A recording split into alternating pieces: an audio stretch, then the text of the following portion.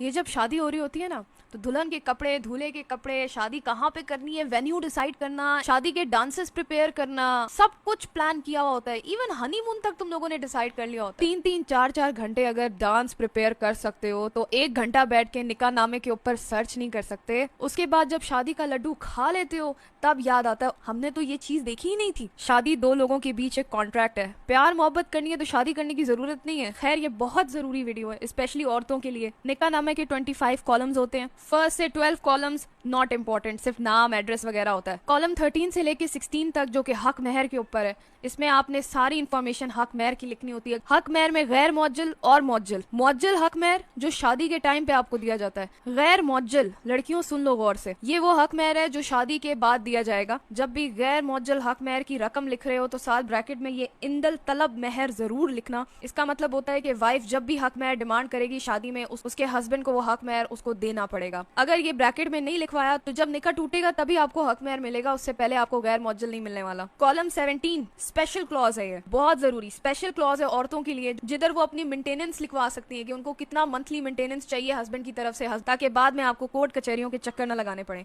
और तो और अगर लड़की वर्किंग वुमेन है, कोई जॉब शॉप कर रही है और उसने अपनी शर्त लिखवाई हुई है कि मैं जो हूँ वो शादी के बाद भी जॉब करूंगी, वो इस कॉलम में अपना लिखवाएगी कि मेरा ये काम है और मैं अपनी जॉब नहीं छोड़ूंगी शादी के बाद, अगर हस्बैंड बोला भी तो। कॉलम 18 राइट ऑफ डिवोर्स, बहुत इंपॉर्टेंट, बहुत ज्यादा। बीवी का राइट ऑफ डिवोर्स है कि नहीं है।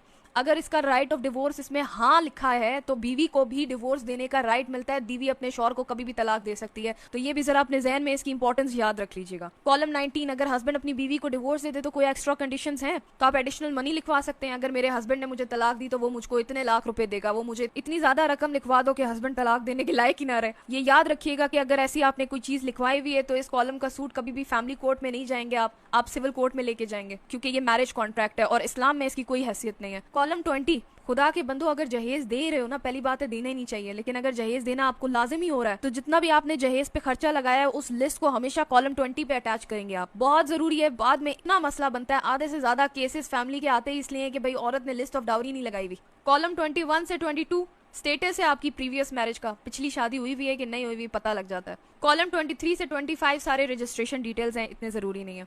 ये याद रखिएगा कि अपने निकाहनामा को रजिस्टर कराना हर हाल में जरूरी है। बहुत जरूरी वीडियो है, बहुत जरूरी, जितना आप शेयर कर सकते हैं उतना कम है। औरतों के लिए यूजुअली शादी मोहब्बत होती है, निभाना होता है, उस टाइम वो नहीं सोच रही होती, उस टाइम पे उनको यही होता है अब इसके साथ मैंने हमेशा ही रहना है। लेकिन आप यकीन नहीं करेंगी कि शादी के बाद कैसी चीजें उलट सकती हैं, कैसे मसाइल पैदा हो सकते हैं। अल्लाह ना करे कि कभी किसी को इस तरह की चीजें फेस करनी पड़े। This is advocate Muqaddas, this is it from my side, until next time.